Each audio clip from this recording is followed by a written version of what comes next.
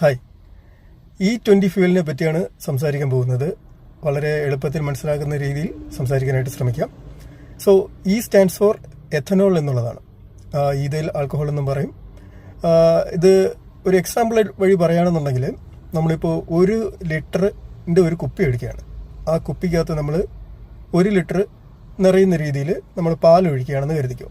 So നമ്മൾ ആ കുപ്പിയിൽ എത്രയുണ്ട്? 100% പാലുണ്ട്. ഇനി നമ്മളത് മാറ്റുകയാണ്, അതിലൊരു 20% വെള്ളം ചേർക്കുകയാണ്. സോ എന്തായി? 20% വെള്ളവും ബാക്കി ഒരു 80% പാലുമായി.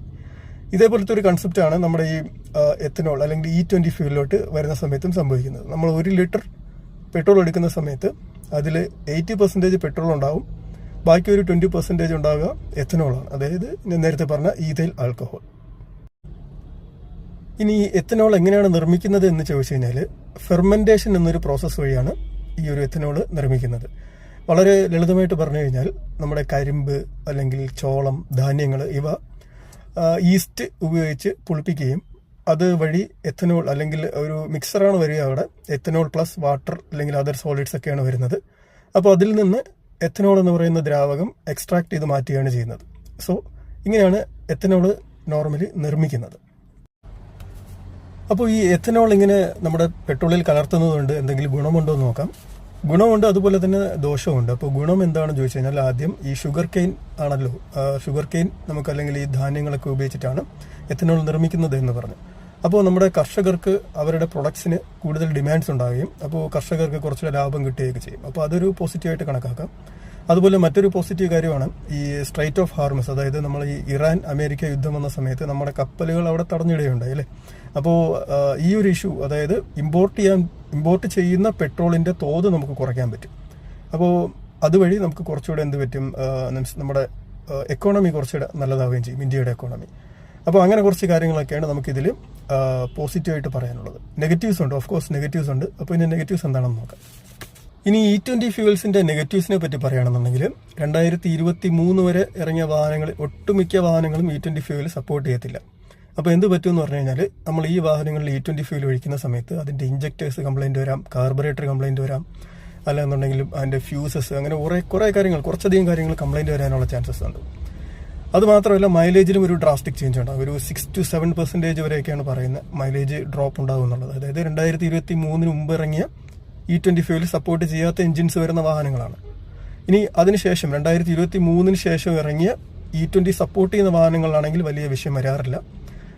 ആകെ വരാൻ പറ്റുന്നത് മൈലേജിൽ ചെറിയൊരു ഡ്രോപ്പ് ഉണ്ടാകും എന്നുള്ളതാണ്. അതായത് 100% ഉള്ള പെട്രോൾ ഉപയോഗിച്ച് നമ്മൾ ആ വാഹനം ഓടിക്കുമ്പോൾ കിട്ടുന്നതിനേക്കാൾ മൈലേജ് കുറവാണ് E20 ഫ്യൂവൽ ഉപയോഗിച്ച്.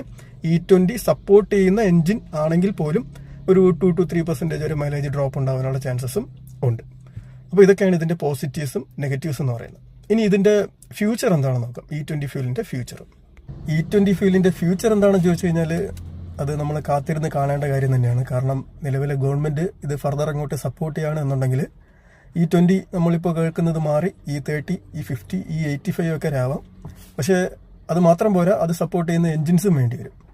ഇനി നിലവിലത്തെ E20 സപ്പോർട്ട് ചെയ്യാത്ത എൻജിൻസിന് നമുക്ക് ചെയ്യാൻ പറ്റുന്ന ഒരു കാര്യം എന്ന് പറയുന്നത്, E20 മാത്രമല്ലാതെ ഏതാണ്ട് ഒരു 100% പ്യൂരിറ്റിയിൽ പെട്രോൾ കിട്ടുന്ന പമ്പ്സ് ഉണ്ട്.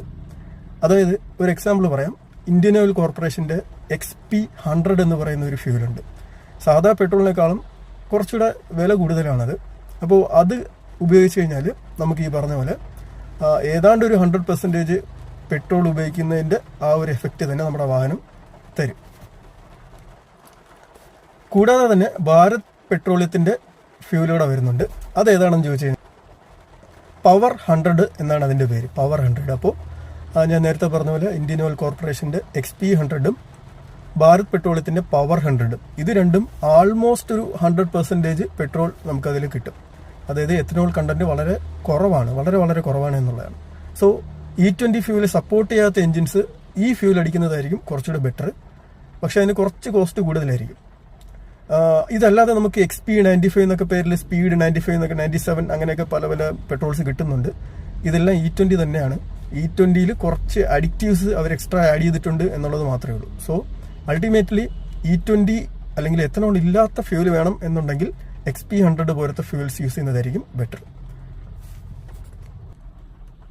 അപ്പോൾ E20 പറ്റി ഒരു ധാരണ കിട്ടിയിട്ടുണ്ടാവും എന്ന് കരുതുന്നു. നമ്മളിനി ഞാൻ തുടക്കത്തിൽ പറഞ്ഞതുപോലെ പാലിലും ഇവർ വെള്ളം ചേർത്തിട്ട് M20 പാല്, M30 പാല് അങ്ങനെയൊക്കെ ഇറക്കുമെന്ന് അറിയത്തില്ല. മാർക്കറ്റിംഗ് സ്ട്രാറ്റജീസാണ്. നമ്മളിതെല്ലാം ആസ് എ കൺസ്യൂമർ ഇതൊക്കെ അനുഭവിക്കേണ്ടി വരും.